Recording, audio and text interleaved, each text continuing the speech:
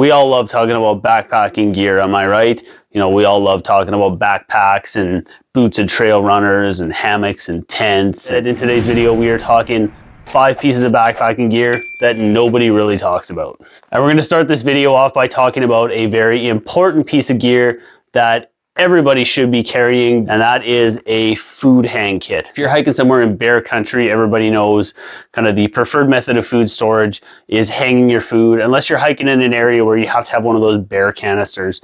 This adds 35 grams or 1¼ ounce to my gear loadout. Even if you're hiking in an area where bears are not a primary concern, getting your food up and away from rodents and mice and squirrels and that kind of thing is very important. You know, I have this little really lightweight Sill stuff sack, a 50-foot chunk of a 2mm Spectra line. I also keep a 7/64 Amsteel soft shackle. This just replaces a carabiner. If all you've got is a bunch of carabiners kicking around, you know, nothing wrong with throwing a carabiner in your bear bag kit. You want to have some kind of storage sack, and what this storage sack doubles as is it gives you something that, you know, you can pack a couple rocks in here and seal it off, and it gives you something that's weighted and it's nice to throw up over a branch. You use your soft shackle or your carabiner, clip that to your rock sack, clip that to the end of your cordage, you throw it up over a branch, you hook your food bag onto the cord with your carabiner or your soft shackle, pull it up in the tree. And the nice thing is, you know, having your little rock sack just gives you a nice place to keep everything nice and contained, so it all stays together, so you're not hunting around for multiple components throughout your backpack. Next up, we are going to dive into a piece of gear specifically for the people who have made the switch from a traditional hiking boot to rocking trail runners. And that is these guys right here. These are the Dirty Girl Gators. Obviously, these are much shorter than your traditional Gators. You know, they're non-waterproof. They're just like a kind of like a stretchy, almost like a pseudo neoprene type feel material. They're very breathable. They dry out extremely quickly. Very simple. You know, you just slide this up over your foot. You've got a hook at the front end, and then on the back end of it, you've got a little tab of Velcro. Slide the little hook onto the lace of your shoe, or, you know, some trail runners will have a tab specifically for the little hook. And then on the back of your shoe, you know, like on my Ultra Lone Peaks, they have this little Velcro tab here. You will just attach the Velcro. Now, if you have trail runners that do not have the Velcro tab, you do get a piece of sticky backed Velcro with the Dirty Girl Gators. They are great for keeping any kind of dirt and debris out of the top of your shoe, and it just, you know, stops getting debris inside your shoes and just makes it a little bit more comfortable when you're out there on trail. Third on our list today, we're going to talk a piece of gear specifically for the guys out there. As guys, we deal with anatomy issues, you know, downstairs when we're out hiking and sweating, and, you know, you get things sticking to other things and can get pretty uncomfortable. The best solution that I have found when it comes to dealing with that is Sax underwear, and specifically for myself, I use the Sax Quest. You know, they're a more tight-fitting underwear. You know, they're synthetic, very stretchy. I mean, you can, I don't know if you can see me through them, but I can see through them. You know, they're very airy. They dry out really well. They don't really retain a whole lot of moisture to them.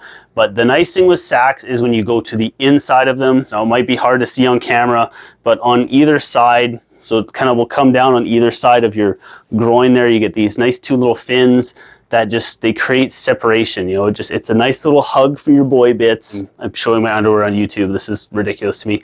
But for the boys out there, if you guys are dealing with chafing issues and, you know, discomfort in the nether regions, I highly suggest trying out Sax underwear. Next up is one of my absolute favorite pieces of gear, and I see a lot of people not really talking about, you know, something just as simple as a neck gaiter or a buff. This one here, this actually is a Buff brand. You know, it's very cool. It's got the Canada flag on it. I'm a very patriotic Canadian guy. You can get buffs in tons of different styles and designs, but just one of those pieces of gear that is so very useful. It's got tons of different uses. You know, I've used mine as a pot grabber at times. You know, I just use a titanium pot and I like throwing it on the fire. You get something that you can kind of, you know, insulate your hand and grab your pot with. Using it as some kind of a do-rag to keep your hair out of your eyes works really well. I almost always have one around my neck, and what I love doing, especially on those warmer days, is I will take my buff off and I will dunk it into a creek and get it nice and wet, throw it around my neck, and it just really helps cool down my core body temperature. I also use them for my dog Wanda, so you know, when she goes laying in a creek or whatever, she'll just always have that little bit of extra cool water around her neck. Just kind of helps regulate her body temperature as well. When I'm sleeping in my hammock, a lot of times up here in the Rockies, it can get pretty humid at night. I will pull my buff up over my nose, and it just helps trap a little bit of that moisture. So I'll wake up and yeah, the buff will be wet from my breath, but there's less moisture inside my hammock or inside my tent. So they do help that way. And you can use it as a little wiping rag, you know, for wiping down the inside of your fly or whatever you need to wipe off in the morning. You know, you get dew collecting or whatever. Just 1,000,001 different uses for a buff. And last up on our list today is not one specific piece of gear, but just a couple little things I think everybody should be adding to their kit as just sort of a pseudo makeshift, almost call it a repair kit, you know, emergency kit, whatever you want to call it. Something just simple, you know, these little tubes of crazy glue, 1,000,006 different uses for crazy glue. You can use this for, you know, sealing up a nasty gash if you get one. You can use this for gluing gear back together. Another important piece of gear to throw into your repair kit is a little bit of gear repair tape, or, you know, this Gear Aid tenacious tape. This stuff works awesome for patching holes in backpacks and puffy jackets and rain flies and tarps and just, you know, tons of different things. And last but not least, one of my favorite pieces of repair gear is just something super simple like a couple zip ties. They are great for repairing broken buckles, you know, if you get a strap that rips off on your backpack. Or I've seen people patch tent poles using a stick and, you know, a couple zip ties around a stick to patch up a broken tent pole.